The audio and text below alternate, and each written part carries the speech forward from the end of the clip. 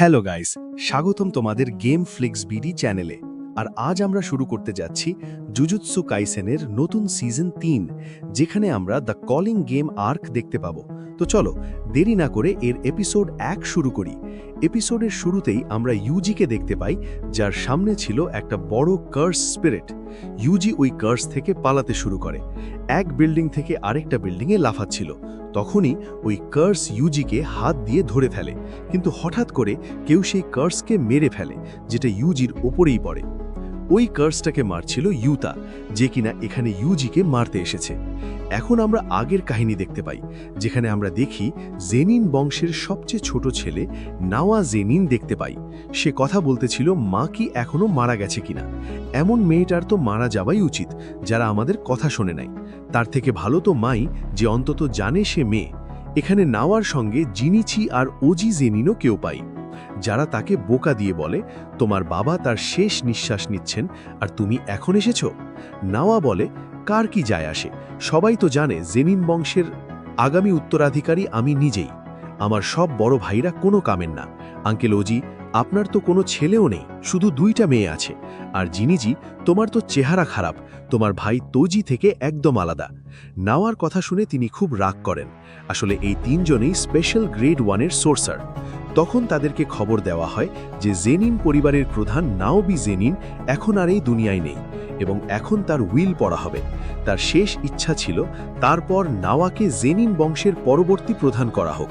সমস্ত জমি জায়গা এবং কার্সড টুলস, যেগুলো জুজুৎসু হাইয়ের সিন্দুকের মধ্যে রাখা আছে, সেগুলোর ওপর নাওয়ার অধিকার থাকবে। কিন্তু যদি কোনো কারণে সাতোরু গোজোর অরা যায় বা সে কোনো রোগে আক্রান্ত হয়, তাহলে তোজির ইচ্ছা পূরণ করা হবে এবং মগমিকে জেনিন পরিবারের প্রধান করা হবে, আর সমস্ত সম্পত্তিও তার নামে লেখা হবে। এই কথা শুনে নাওয়ার ভালো লাগে না। সে জানতে পারে মগমি এখন টোকিওয়ে আছে এবং ইউজিকে খুঁজতে গেছে। এখন নাওয়া একটা প্ল্যান করে যে সে ইউজি আর মগমি দুজনকেই মারবে। এই সময় টোকিওর মধ্যে লক্ষ লক্ষ কার্স স্পিরিট ঘুরতেছে, তাই কেউ প্রশ্নও করবে না যে মেগুমি কিভাবে মারা গেল। একবার মেগুমি মারা গেলে তার সম্পত্তি নেওয়ার মতো আর কেউ থাকবে না, আর জেনিন বংশের প্রধান শুধু আমি হব। অন্যদিকে আমরা ইউজিকে দেখি যে একা বসে আছে। চোজো তার কাছে এসে জিজ্ঞেস করে এখন তার জখম কেমন আছে। ইউজি বলে এখন সে হয়তো ভালো আছে সুকুনার কারণে, আর সে তার শক্তি বাড়তাছে এটাও বুঝতে পারে। চোজো ইউজিকে আবারও জুজুৎসু হাইয়ে যাবার কথা বলে। ইউজি বলে আমি যেতে পারি না, কারণ সুকুনা মেগুমির বিরুদ্ধে কিছু একটা প্ল্যান করছে, আর আমার হাতে কত নিরীহ মানুষ মারা গেছে, আমি আর কারো কাছে যাব না। আমি তো তোমাদের ভাইদেরও মারেছিলাম চোজো। চোজো বলে এটা একটা ভুল বোঝাবুঝি ছিল, তারা দুজনেই তোমাকে মাফ করে দেবে, কারণ আমরা ভাই, আর এটাই সবচেয়ে বেশি গুরুত্বপূর্ণ। ইউজি বলে চল, এখনই আমাদের এখান থেকে কার্স স্পিরিটগুলোকে শেষ করতে হবে। এরপর ইউজি শহরে দৌড়াতে থাকে, যার ফলে অনেক কার্স তার পেছনে পড়ে যায়। কিছু স্পিরিটকে সে এক ঘুষিতে মেরে ফেলে। সে অনেকগুলো কার্সকে পেছনে ফেলে আন্ডারগ্রাউন্ড ব্রিজে চলে আসে, যার অন্য পাশে চোজো দাঁড়িয়েছিল। সে তার পিয়ার্সিং ব্লাড টেকনিক দিয়ে এক শটে সে সবাইকে মেরে ফেলে। একটা কার্স চোজো তার পিছনে আসে, তখন ইউজি তাকে ঘুষি মেরে শেষ করে দেয়। চোজো মনে ভাবে, যখন তুমি আমার সঙ্গে লড়েছিলে তখনও তুমি খুবই শক্তিশালী ছিলে, কিন্তু এখন তুমি তোমার কার্সড এনার্জি কন্ট্রোল করতে শিখে গেছো। তুমি পুরোপুরি ঠিক হয়নি এখনো, তবুও তুমি একটা ডেমন গড। আমার ছোট ভাই থেকে আমি এটাই আশা করেছিলাম। সে ইউজিকে তার বাবার ব্যাপারে কিছু বলতে চাচ্ছিল, কিন্তু তখনই এখানে নাওয়া এসে জিজ্ঞেস করে মেগুমি কোথায়, সে এখনো আসেনি, আর তোমরা দুজন এখন এখান থেকে পালাওনি। ইউজি জিজ্ঞেস করে আমরা কেন পালাবো। তখন নাওয়া বলে তোমাকে মৃত্যুদণ্ড দেয়া হয়েছে, কারণ এখন গোজো এখানে নেই, তাই তোমাকে আর কেউ রক্ষা করতে পারবে না। গোজোর গয়ে হায়ার আপরা বেশি সমস্যা করত না। নাওয়া আরও বলে আসলে আমি মেগুমিকে মারতে এসেছিলাম, কিন্তু এখন তোমাকেও শেষ করে দেব। তখন সে ইউজির পেছনে এসে তাকে ঘুষি মেরে দেয়। চোজো তাকে আক্রমণ করতে গেলেও নাওয়া তার পিছনে চলে এসে ঘুষি মারতেই থাকে। নাওয়া এই দুইজনের থেকে অনেক তেজি ছিল। চোজো বলল তার নিশ্চয়ই কোনো টেকনিক আছে। নাওয়া মনে মনে ভাবছে এটা ইউজি তো সুকুনার ভেসেল, কিন্তু এই অন্য লোকটাকে। ঠিক তখনই তার একটা জোরালো কার্স এনার্জি অনুভব করে। ইউজি ভাবতে থাকে এটা কি মিস্টার গোজো নাকি, কিন্তু যখন সে ঘুরে দেখে তখন বুঝতে পারে এটা আসলে ইউতা। সে বিল্ডিং থেকে নিচে ঝাঁপ দেয় আর মাটিতে গর্ত হয়ে যায়। নাওয়া বলে তুমি কি ইউতা, যাকে ইউজিকে মারার কাজ দেওয়া হয়েছে? নাম শুনে ইউজির মনে পড়ে এটা তো 2nd ইয়ারের স্টুডেন্ট, আর এটা একটা স্পেশাল গ্রেড সোর্সার, একদম মিস্টার গোজোর মতো। নাওয়া ইউতা বলে আমিও ইউজিকে মারতেই এসেছিলাম, তবে এখন তোমার কাজে আমি বাধা দেব না। চোজো এখন ইউজিকে বলে, তাড়াতাড়ি এখান থেকে পালিয়ে যাও, আমি এই নাওয়াকে সামলে নেব। কিন্তু সেই ইউতা একদম গোজোর মতোই, যদি তুমি ইতার সাথে লড়াই করো নিশ্চয়ই মারা যাবে। ইউজি এখন এখান থেকে পালাতে শুরু করে, কিন্তু ইউতা তার ঠিক পেছনেই ছিল। এদিকে চোজো তার ব্লাড টেকনিক দিয়ে নাওয়ার উপর আক্রমণ করে, কিন্তু সে বাঁচে এবং বলে, তোমার টেকনিক ব্লাড ম্যানিপুলেশন, তাই না? পিয়ার্সিং ব্লাড ছাড়া এতে ভয় পাওয়ার কিছু নেই, আর পিয়ার্সিং ব্লাডকে চার্জ করতে একটু সময় লাগে, মানে আমি তোমাকে আরামে মেরে ফেলতে পারবো।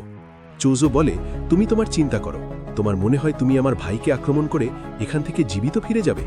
আরেকদিকে ইউতা ইউজিকে ধরে ফেলেছিল, আর এটাই সেই দৃশ্য যা আমরা এপিসোডের শুরুতে দেখেছিলাম, যেখানে সে কার্স থেকে নয় ইউতার কাছ থেকে পালাচ্ছিল।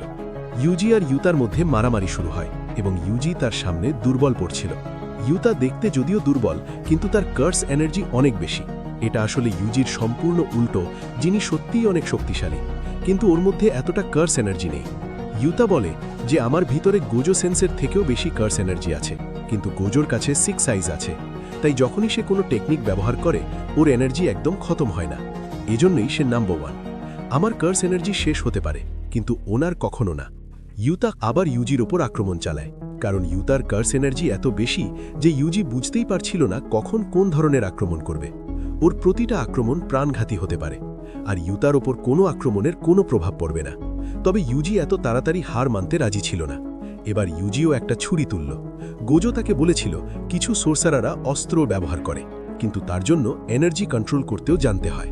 ইউজি এখন ছুরি সামনে করে ইউতার কাটানা থামিয়ে দিই, কিন্তু ইউতা বলে, তুমি কাটানার দিকে একটু বেশি মনোযোগ দিচ্ছ, আর সাথে সাথে একটা জোরালো ঘুষি মেরে দিল।